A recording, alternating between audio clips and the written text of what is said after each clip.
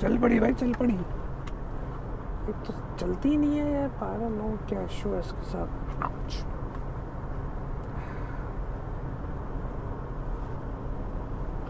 बढ़िया भाई। Okay alright. अरे एक सेकेंड। Okay that's good. सही है, ब्राइट हो रहा है। Okay that's better. अब ठीक है। Sounds good. वालेकुम सलाम भाइयों। Good evening, good evening, good evening. क्या हाल है आप सबके? Okay, styling and profiling. तो एक्चुअली कल एज यूजुअल हमारे पाकिस्तानी फोटोग्राफी एक है quote and quote famous Pakistani photography forum, तो उस पर वो बहस चल रही थी स्टाइल की, कि आपका सिग्नेचर स्टाइल, और बहुत सारी बातें हुई है उस पर, पॉजिटिव और नेगेटिव। ओके, तो एक पॉइंट रेस किया था कि पाकिस्तान में वो जो सिग्नेचर स्टाइल की फ़ोटोग्राफी नहीं है। तो मैंने बोला एग्जैक्ट पाकिस्तान में सिग्नेचर स्टाइल की फ़ोटोग्राफी नहीं है, ठीक है। और पाकिस्तान में नॉर्मली सिग्नेचर स्टाइल की एडिटिंग होती है आपकी ज़्यादातर मेजॉरिटी केसेस पे, तो विच इज़ अ फैक्ट। मैं मतलब अगर हम ये बात हम फेसबुक के जो पोस्ट आती है या डिफरेंट हम फोटोग्राफी फोरम्स पे जाके हम उस इमेज स्क्रॉल कर रहे होते हैं, तो कितनी दफ़ा ऐसा हुआ है कि आप देखते हुए एक जगह रुक जाते हैं और बोलते हैं यार ये तो इमेज उसी का हो सकता है, ये किसी और का नहीं हो सकता। मतलब ये इमेज एक वो ऐसा ही बंदा ले सकता है और कोई नहीं ले सकता। Normally just because of okay, let me try to speak in English so everybody can understand what I was referring. That actually I was talking yesterday on one of the photography forums, and there was a conversation going on about the signature style of photography. Like you are known for a particular type of photography, like without looking at your signature at the bottom of the image, the people should know what exactly the image who took this image. For example, like I like so much A.R. Rahman music that I can tell by listening his beats. A.R. Rahman is a famous Indian music director. So whenever A.R. Rahman launches a new music, I was so much in tune with his taste that whenever I start listening to him, a new song, I can immediately tell that, oh, this should be A.R. Rahman. There is no one else can make such kind of tunes or such kind of song. So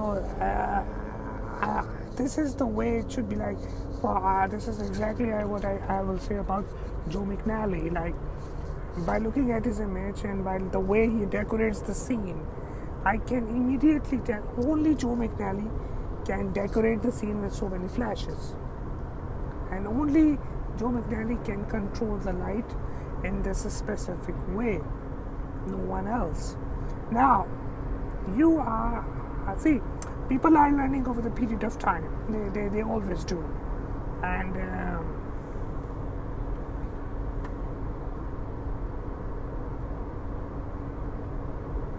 alright, so sorry for that. The people will basically learn over the period of time. And nobody born photographer, alright? They learn, everybody learn period of time.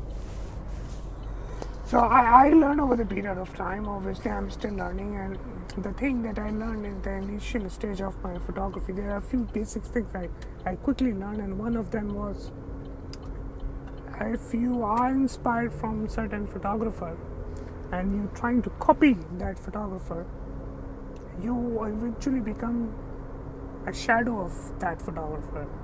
You won't be having your own style because people will call you eventually, oh, you're copying that XYZ photographer. That's we already saw his work. You exactly replicate his work. Now, some people think or take that statement as an offensive, like as an offense, like, oh, if I'm saying this thing to some young talent, and that you eventually, if you are copying someone, you are becoming a shadow of that photographer. That young talent is taking my statement in kind of a disrespect. It's not about disrespecting, it's about I am trying to push you to so you can explore more. If you are so damn good that you can replicate the world famous photographer entirely, then you have an ability to create your own style. Why wasting your talent in copying someone who is already there in the world? World is already watching his work. So why you're wasting your talent in replicating his work and showing the world again? Why? Why don't you create your own style and show the world something different? So, like I created my style in black and white photography. I know my better half was telling me the other day that oh, I can recognize your black and white photo among many because I know what you do. Because this is how I created. But again, that's the editing part, which I don't want to go, because mostly in our country people are basically known by the way they edit their picture, not the way they are taking their pictures. Because only handful of people are known the way they are. They do their stuff. For example, I will quote few local photographers from Pakistan, and by looking at the picture, you can immediately tell, okay, this is this. Like, I will first quote Shoaib Ali. All right, Shoaib is a very, very brilliant photographer, and when he go wide-angle lens, by looking at his work, you can immediately tell the way he used the wide-angle lens for taking couple shots or for whatever the shots is. You can tell, okay, only Shoaib can do that. But Shoaib is more known for his editing, because there is a signature style of his editing. He used blue color more specifically, more prominently, which makes him stand out. Which make him stand out. So, Walaikum Assalam, Omar, how are you? Same goes for Ghalib Astan. Now, Ghalib Astan work, it's totally different. Actually, Ghalib Astan work is very versatile. Let me be very fair and honest. It's not because he's my friend I'm quoting him. It's not like that. It's like he's more into. He's more into architecture. He's more into weddings. He do different kind of stuff all the time. And the way he frame anything, either it's architecture, portrait, wedding, candid shots, landscape, he has a particular style. For portrait, he do framing in a very different way. He has a particular style. He includes the lines into the frame, which leads you into the person's face. This is how he does. Then Tariq AK. Tariq AK is famous for the way he do wedding photography. He is a signature style. I can tell immediately by looking at his picture, this can only be done by Tariq AK. No one else can do. So then when it comes to action photography,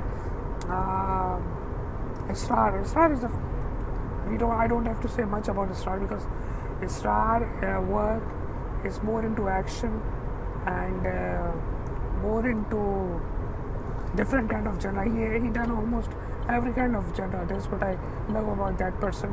He done almost all kind of genre when it comes to photography. So when it comes to sports or action, especially sports, he got his style to cover the panning shots. You can immediately tell, okay, this is exactly done by Israr. So everybody is developed by his or her own style.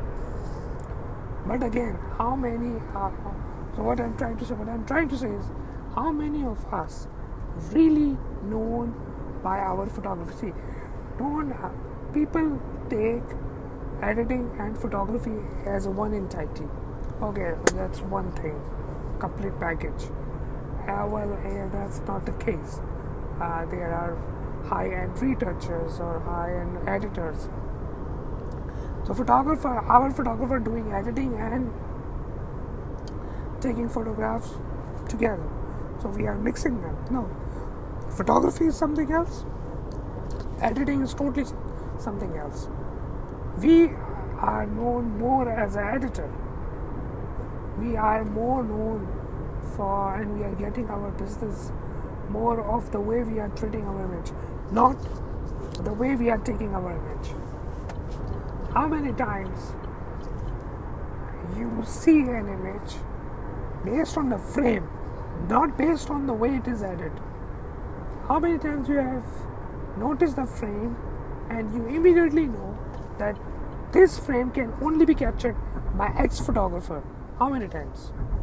I can assure you the answer is near to zero. Near to zero. Why? Because we know our photographers based on the way they edit the pictures, not the way they take the pictures. I don't want to say it's the client fault. Also, I don't want to say it's a photographer fault. But there is something missing in there, and this gap has to be filled. If you are, there is another point. There is another point based on this. Like, if you are inspired from something or from someone, and you're trying to replicate his style, for God's sake, please don't copy 100%. If you are copying 100%, you are literally losing your identity. You are literally losing yourself, and you are literally becoming the shadow of that photographer. It is as simple as that. Please do add your taste, do your signature, something which makes you stand out, which only makes you say that, okay, even that person is copied Danny Diamond, the famous New York fashion portrait photographer. Even though that person is taking 100% copying it, but still he is different. So make sure you are copying someone, but again, please add your touch. Without your touch, I was actually doing one workshop in Karachi last year, and Tariq AK came, and it was such a surprise. Tariq AK came and he addressed only one thing, which is whatever you are doing, try to make your own style. Only by using your own style you can make the wonders. Now it's our okay, I don't want to say that, but I am going to say that we as a photographer, our nation is more comfortable in making their name by editing, not by doing the hard stuff, which is light, camera angle. You're talking about camera angle. What about Lee Jeffrey? You're talking about Lee Jeffrey. Lee Jeffrey, our people basically are so much into taking portraits by 85mm and by 105mm. Like they are just pounding 85, they are just pounding 105mm 1.4 lenses. And look, there is one guy named Lee Jeffrey. Lee Jeffrey take portraits with 25mm wide angle lens. Can you believe it? 25mm wide angle lens. 25, 35, 28. and maximum 50 mm. So he's starting from 24 mm, and he's ending at 50 mm, and he's taking the portraits in between. And our people are not even thinking less than 85 and go more, 85, 105, 135. So Lee Jeffrey created his own style by just working in between 24 mm to 50 mm, and he got signature style editing. But before his signature style editing, he got his signature style photography, and that signature style photography was choosing the wide angle lens. I haven't seen anybody taking a wide angle lens so deeply. I mean, so this. Anyways, guys, it's prayer time. I'll catch you guys later. Have a good day. Take care. Bye.